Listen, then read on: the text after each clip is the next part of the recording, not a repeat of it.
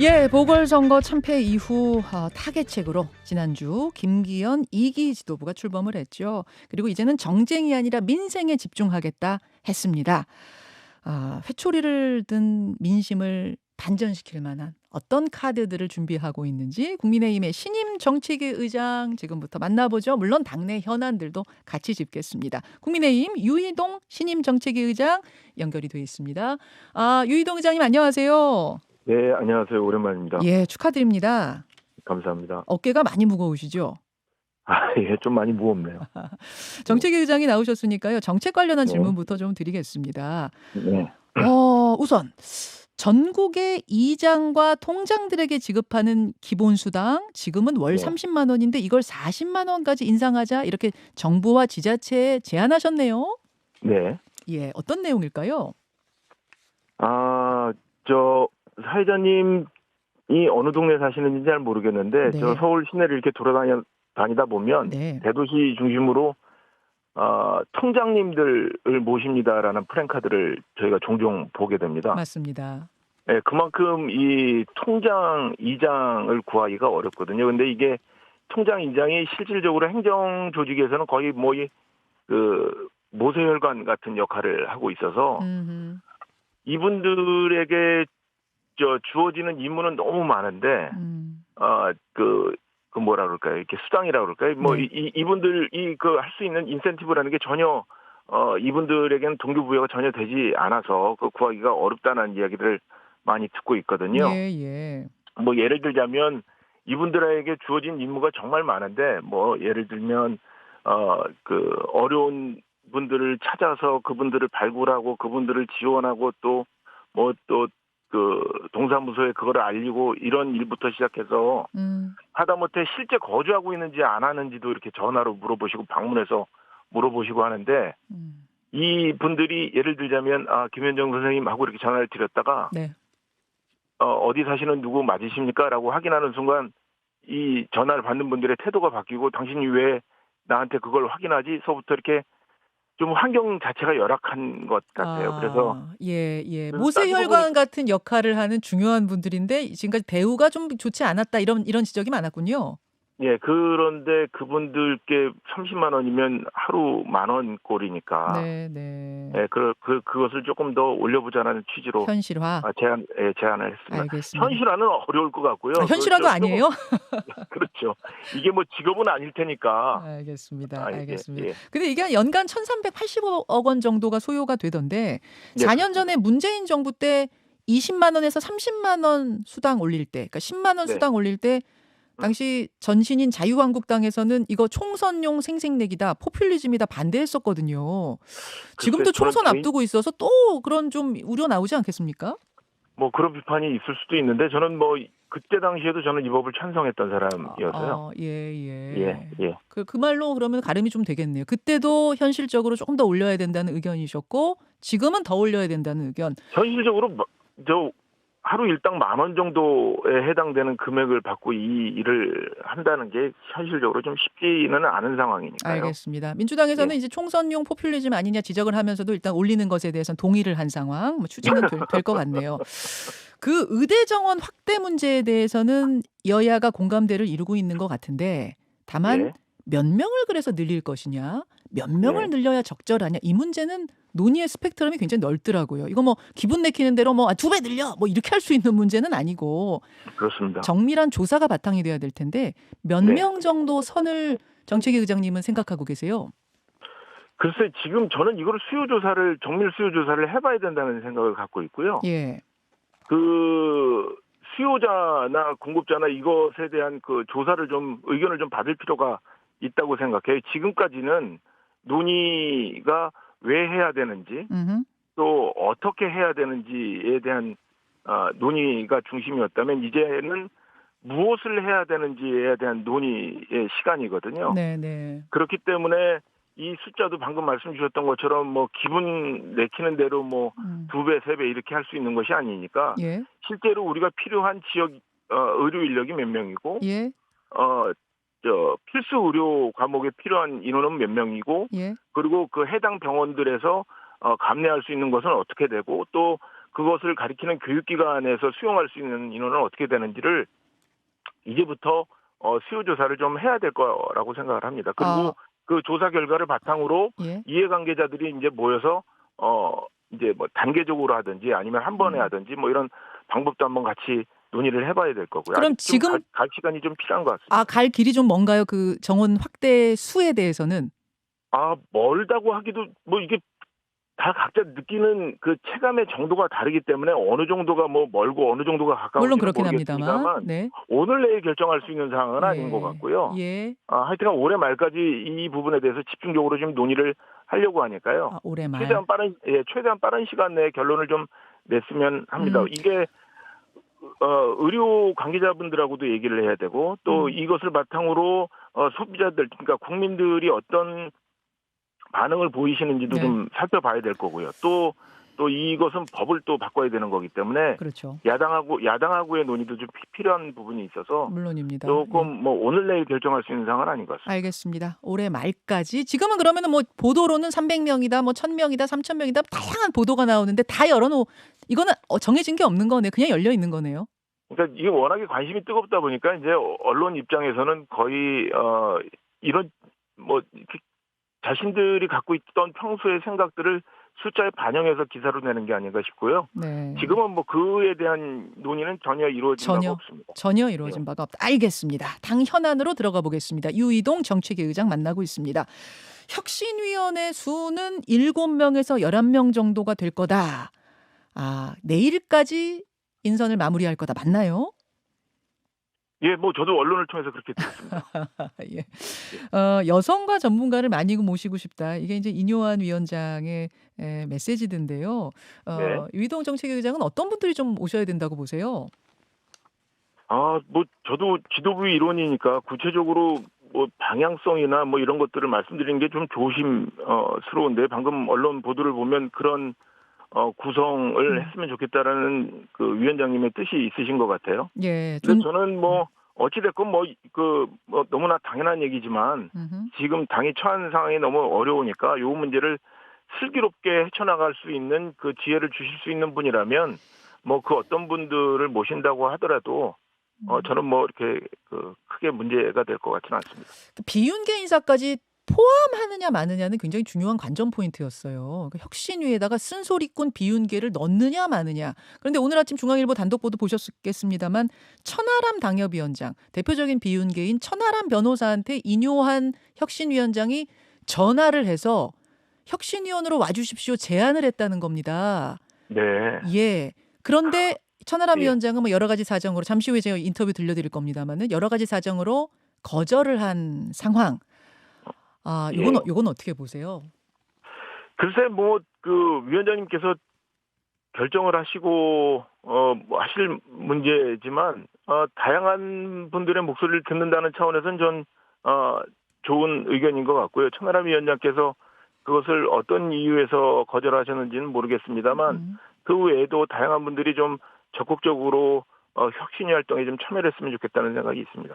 천하람 위원장, 그러니까 비윤계를 모시고자 하는 의지는 지금 확인이 된 것 같은데 천하람 위원장은 이제 개인적인 판단으로 거절했다면 다른 비윤계 인사를 포함할 필요가 있다고 보세요? 어떻게 보세요?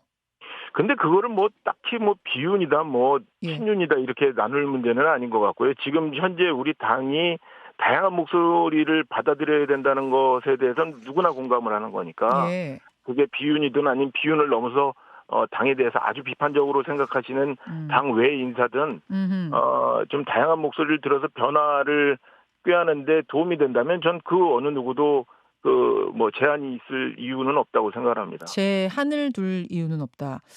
예. 근데 당 밖에 쓴소리꾼하고 당 안에 쓴소리꾼 또 다르잖아요. 그 느낌이란 게 다르잖아요.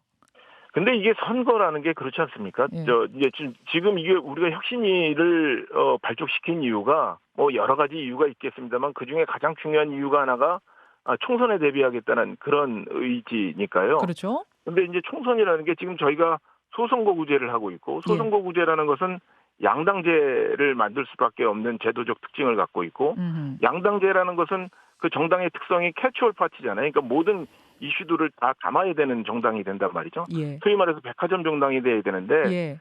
그러려면 뭐 이 물건 저 물건 가릴 거 없이 다양한 물건이 놓여져 있는 곳이 백화점이니까 어. 다양한 목소리를 듣는다는 차원에서는 저는 지금 당장은 뭐 당 밖에 있든 뭐 아니면 음. 아주 저희랑 반대되는 생각을 하는 사람일지라도 어. 저희 당에 도움이 되고 저희 당을 조금 더 국민들에게 다가갈 수 있는 영향을 줄 수 있는 분들이라면 예. 굳이 그것에 대해서 제한을 둘 필요는 없겠다라는 생각이 듭니다. 어. 그만큼 저희 당이 오래된 역사를 갖고 있는 만큼 뭐 작은 변화 또 작은 자극에 그렇게 음. 뭐 전체의 틀을 흐트러뜨릴 만큼 약한 정당은 아니기 때문에 음. 그것들을 다 포용한다는 차원에서도 네. 저는 의미가 있다고 생각을 합니다. 쓴소리 내는 사람 당 아니든 바뀌든 반드시 모셔야 된다. 거기 네, 개인적인 생각입니다만 그렇게 보신다는 거죠? 네. 예. 백화점식으로 다양한 의견들 다 듣자. 굉장히 아니 열린 아니 생각이신. 그 대한민국 정당의 구조 특성 자체가 네. 그 백화점식 정당일 수밖에 없기 때문에 예, 예. 특정한 분야에 저희가 다당제 현실이라면 예. 아주 집중되고 그 자신들이 원하는 정책 분야에 특화된 분들을 모시려고 하겠지만 지금 어. 현실은 민주당이나 국민의힘이나 어. 백화점식 정당이고 그렇다면 저는 뭐 다양한 목소리를 예. 얼마나 넓은 스펙트럼을 갖느냐가 당의 경쟁력을 좌우하는 것이 아닌가 이런 아, 생각을 갖고 있습니다. 알겠습니다. 알겠습니다. 이번에 다 바꿔야 한다. 뭐 네, 가족 빼고 다 바꿔요. 다 바꾸자. 이게 이제 이뉴환 위원장의 일성 아니었겠습니까? 네. 결국 어디까지 바꿀 건가 이 문제인데 다시 말해서 혁신안에 어디까지 포함시킬 것이냐 이게 관건인데 공천 개혁이 들어갈 거다. 공천에 대한 혁신안이 들어갈 거다. 아니다. 뭐 이야기가 분분해요. 정책위 의장님은 어떻게 보세요?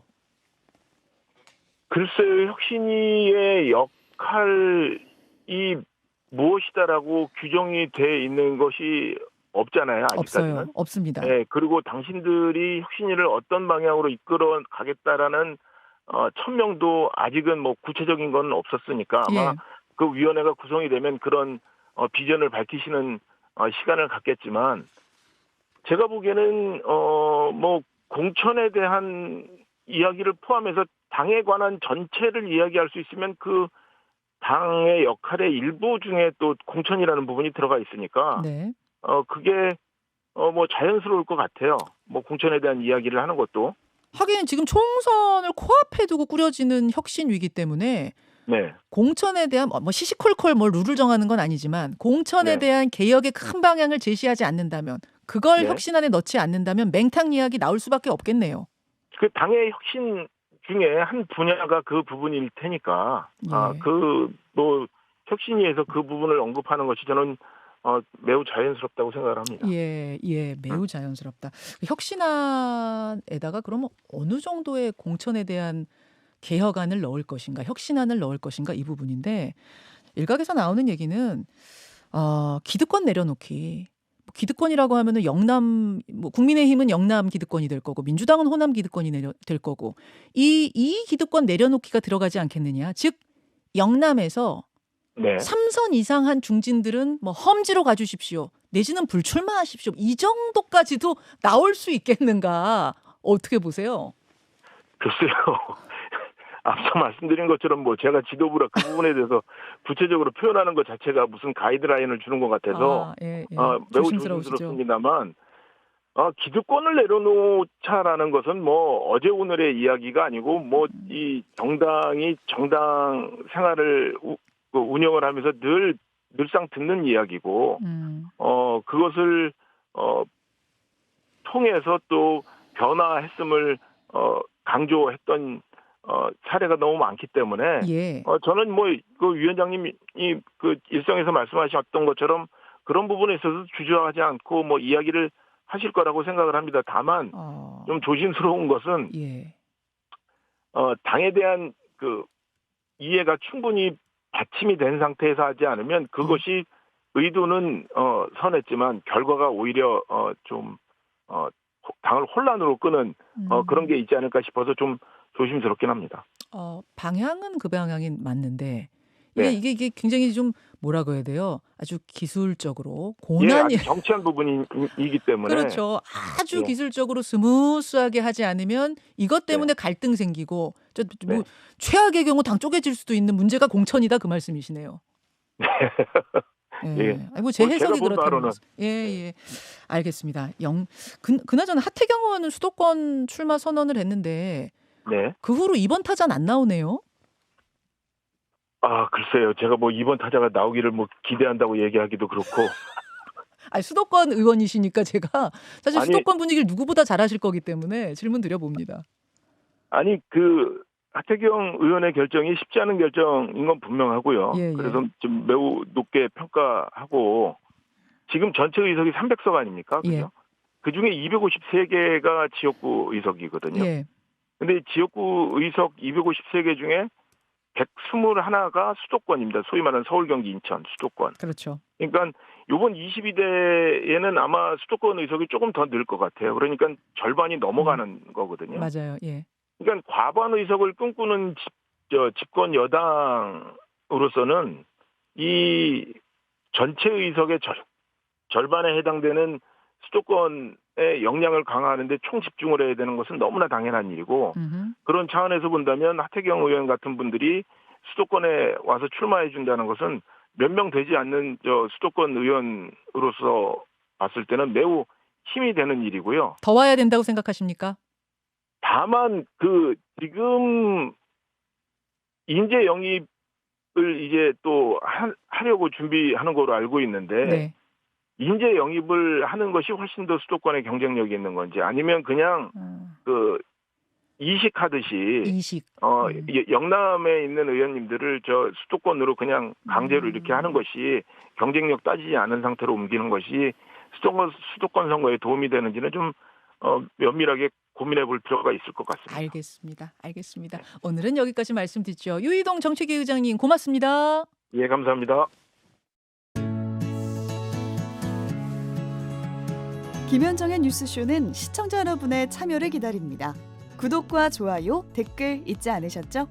알림 설정을 해두시면 평일 아침 7시 20분 실시간 라이브도 참여하실 수 있습니다.